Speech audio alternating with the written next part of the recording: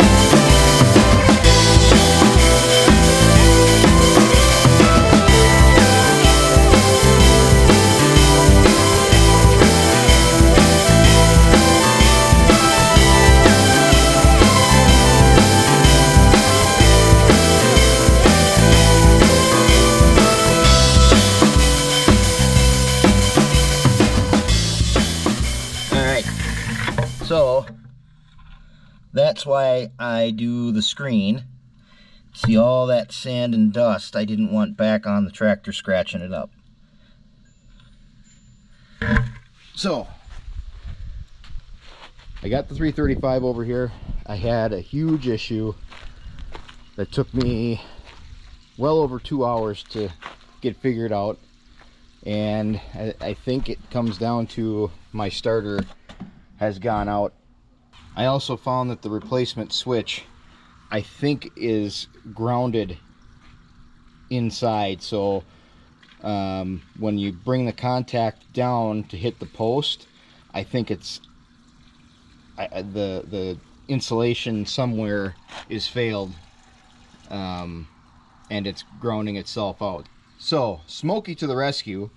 I had to borrow the starter off of Smokey to get this thing started and over here, and I don't have starters on the shelf, so more than likely I'm going to have to clean this one up and paint it tomorrow so that we can still take this tractor to the show.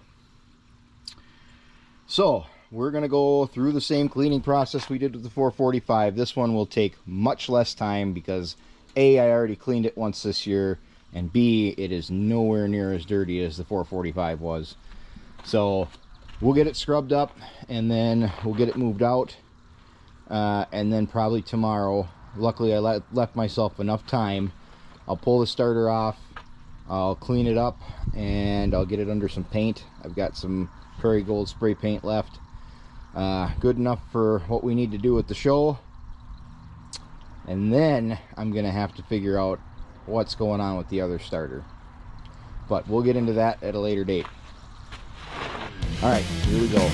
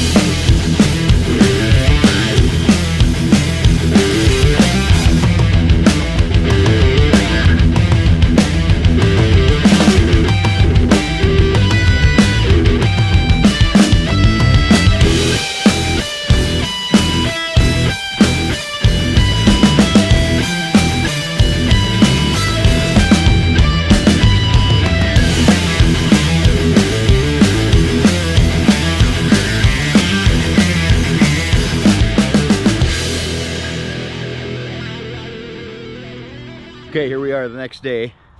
It's a good thing we got as much done yesterday as we did because it has rained all morning, and now we're into the late afternoon. So now we're going to get the canopy set up, we're going to get the display built underneath, and just make sure that we've got everything that we want and need, and then we'll tear it down and get everything loaded up.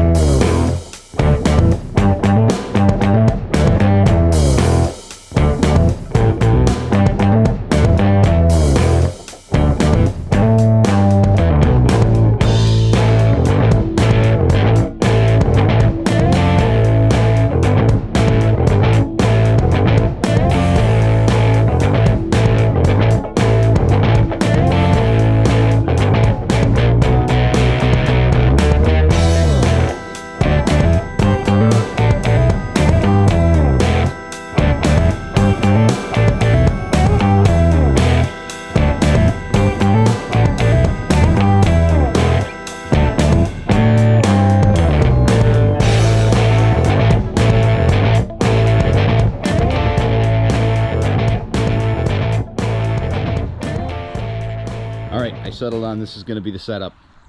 So I've got my post with all my show buttons from Moline Features. I've got my lanterns, I've got my banner, I've got the Moline flag, and I have it all set up so that if we do have a sharp wind, it's not going to take a nosedive like it did at Now Then last year. Part of the reason that I did this is because I wanted to go through and make sure I had everything I needed to be able to set this up and then trust that I can walk away from it. Because typically I usually have something that goes awry. So I figured if we actually set it up, had everything the way that we want it, and then pack it up that way, we should have everything when we get there. So then I put in a plate next to the toolbox in the 335 so that I could display a couple of the die-cast 1/16 scale models. So I've got the narrow front 445, the wide front 445, and then I've got the other 445 with the bucket over there. So this will sit with the hood open. And then I've got a couple of these tin signs that I was able to hang up. This one's the breakthrough the time barrier. It's got the utility 445 and the universal 445, and then it just highlights some of the features. And then over here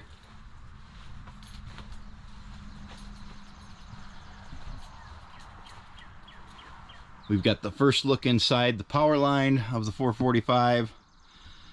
And then again, it talks about the features of the Ampi-Torque, the power steering, the straight through PTO, power adjust rear wheels, 3-way Unimatic implement controls, and the 3-way front end. So just nice little display pieces that I'm happy I'm actually going to be able to get out and let people look at. Back here I've got just a paper copy of a 1956 tractor field book. So it's got the utility 445, the universal, and then the utility 335, the power line lineup.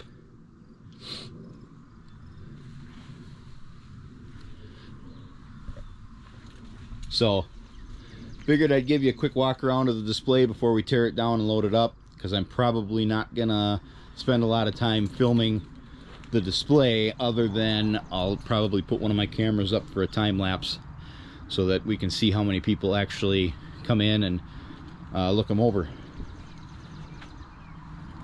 All right, so with that, now that we know everything is in place and everything has a place, we're gonna get it loaded up.